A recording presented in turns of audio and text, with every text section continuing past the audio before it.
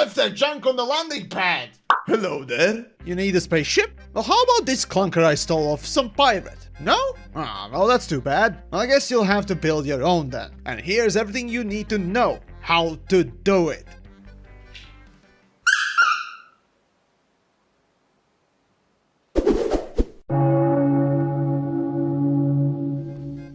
Alright then, without much introduction, let's just jump in.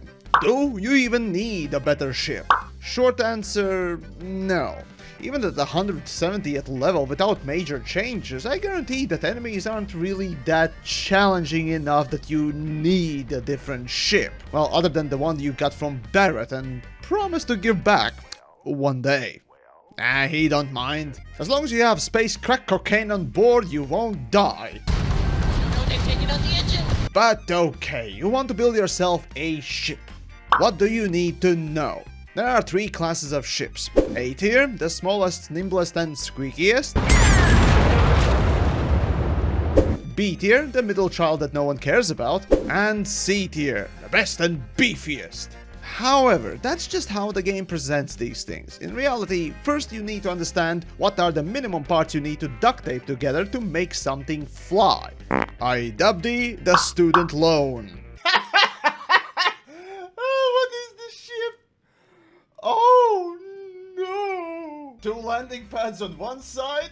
Who cares? It works. Probably. Oh, no.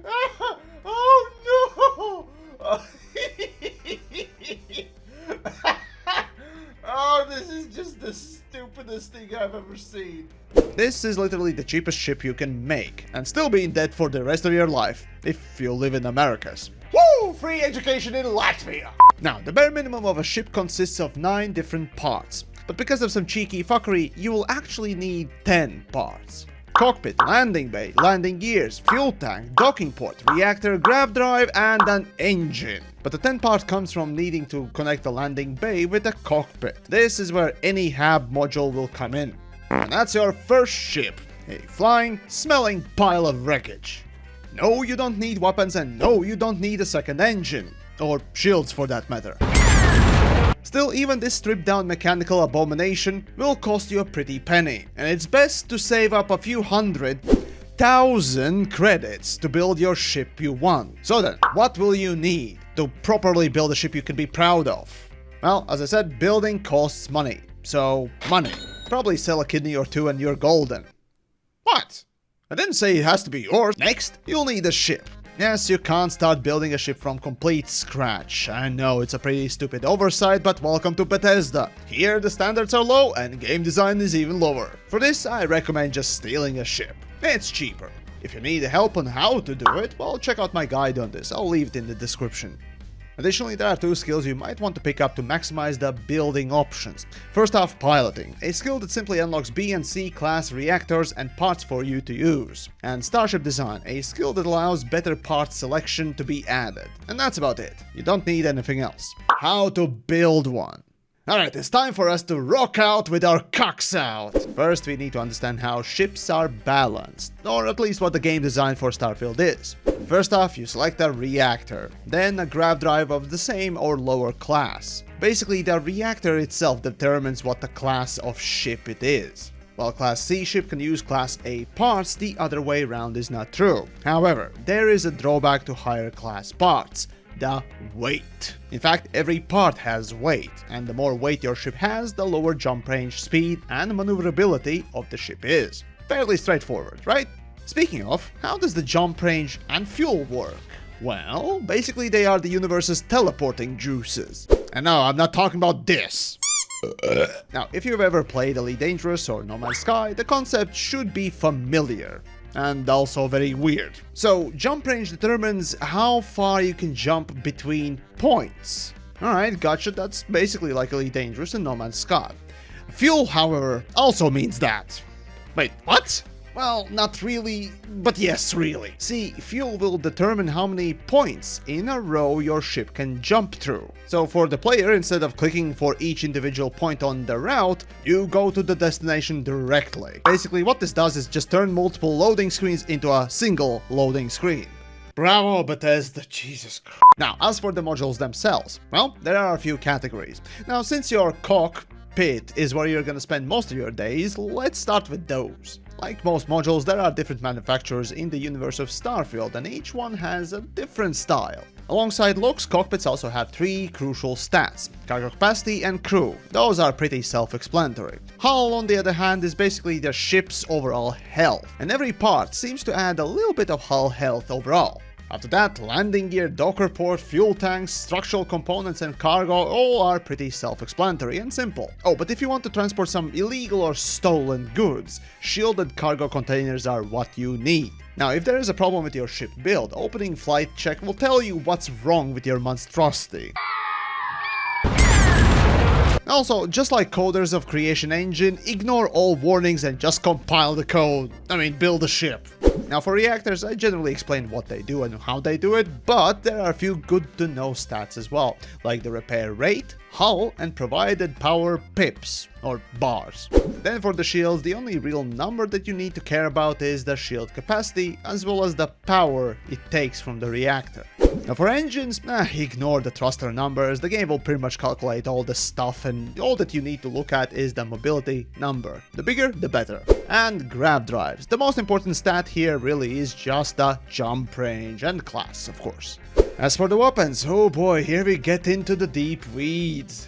For the most part, you can see how much power these parts take, their fire rate and damage to the shields and hull. Generally, like hand weapons, there are a few types, like ballistic, explosive, EM, particle, and etc. Which is the best one and how they intermingle is beyond today's scope. So look forward to the guide of how to build the best ship. Remember that you can have up to 3 different types of weapons only.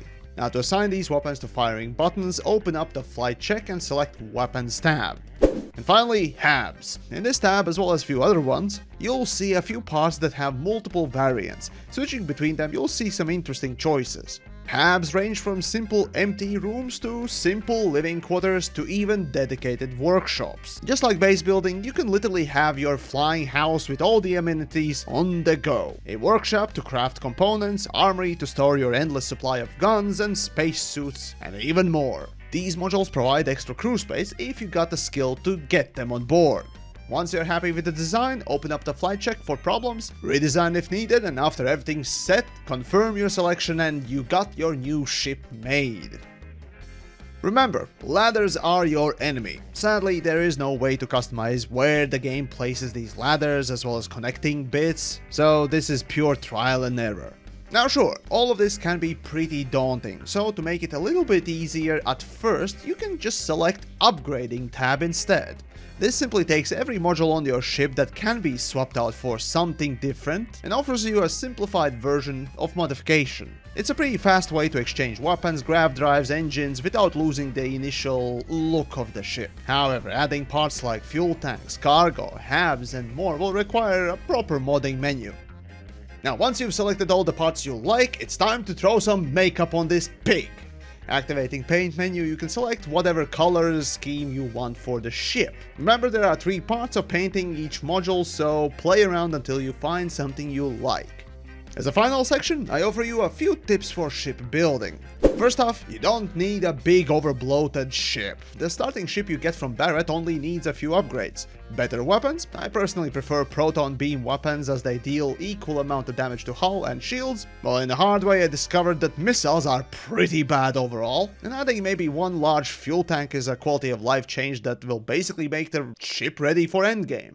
And yes, those are testicles behind my ship. Don't think too hard about that. Also, every ship dealer has slightly different stock of parts, so be mindful where to purchase the parts you want. Oh, and did you know that in Starfield there's no system that is further than 28 light years from its closest system, so you don't need a grav drive that goes beyond that. Instead, what that Barrett ship really needed was just a fuel tank, as I said before, and pretty much everywhere you can travel in basically one loading screen. Oh gods, I just realized what I said. How sad of a space exploration game this is!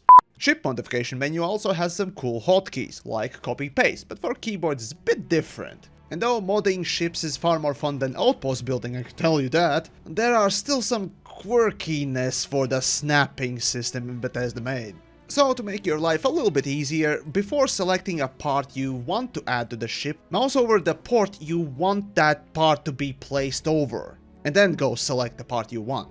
And finally, if the flight check tells you that some part is not attached but you can't find it, well, it could be a glitch, and reattaching every part will probably fix it.